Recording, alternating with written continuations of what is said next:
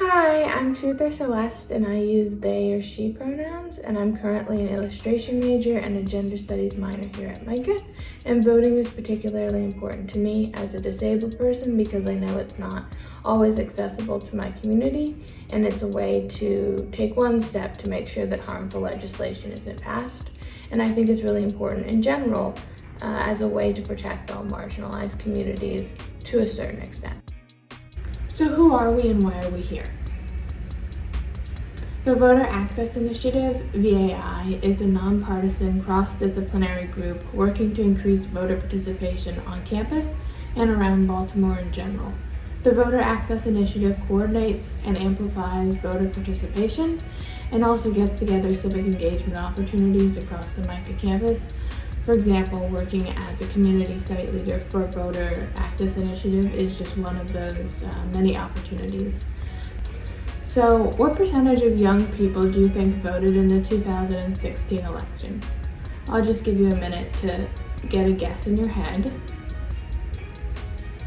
Only 39% of eligible voters turned out to vote in the 2016 election, which is really quite a small number.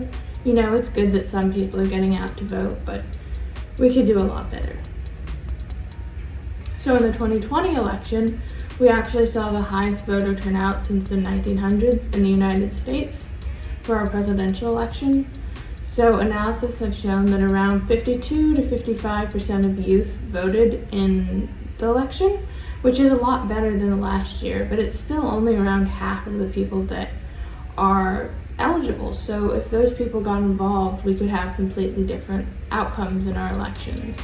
And one vote might seem insignificant, but when you put together all the people that are kind of thinking that way, it really does become very significant, as well as the fact that sometimes just a couple votes really sway the election. For example, in 2000, Al Gore lost the Electoral College vote to George Bush, and that election was ultimately decided in Florida, where Bush won by only 537 votes. So if a few hundred Al Gore supporting voters had cast their ballots that November, we could have had a completely different president for 8 years in the United States, which would have completely different policies, completely different action. So that's just one example. There are so many more, but I think that's a pertinent one. So why is it really important that we get out and vote? So it helps and protects marginalized communities.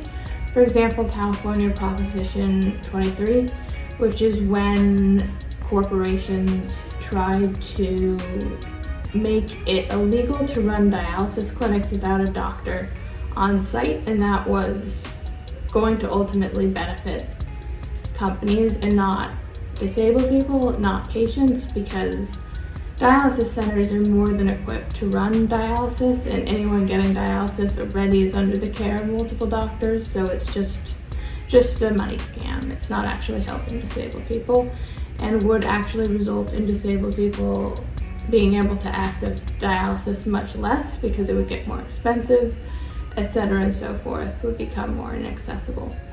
So local elections are also important, and they often get lower voter turnout as a result because many people they just don't think that it's going to be that important. They're like, it's small, it's not going to have a big impact.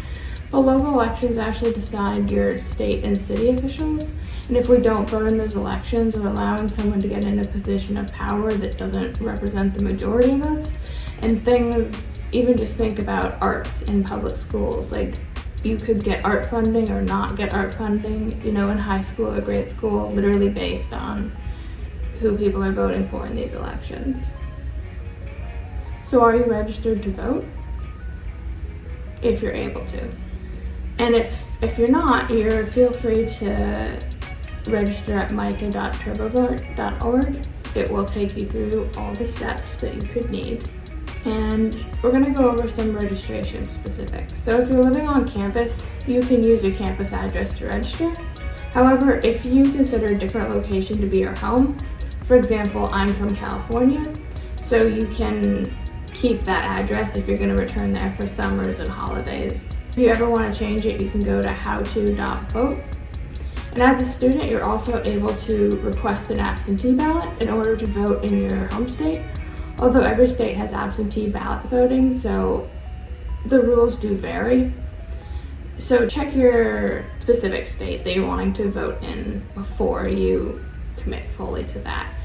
And you might also want to consider where your vote is going to have the most power. And don't change your registration information if your scholarships have specific locations attached to them. So how to get involved with the voting process when you can't legally vote? So here are just a few ways. So not everyone is able to vote once they turn 18. Some examples are people who might be disenfranchised, which includes international students, DACA recipients, residents of the U.S. island territories, and non-U.S. citizens. And according to the U.S. Election Project, in 2016, 28.6% of Americans, which is around 92 million people, were disenfranchised and ineligible to vote in the presidential elections.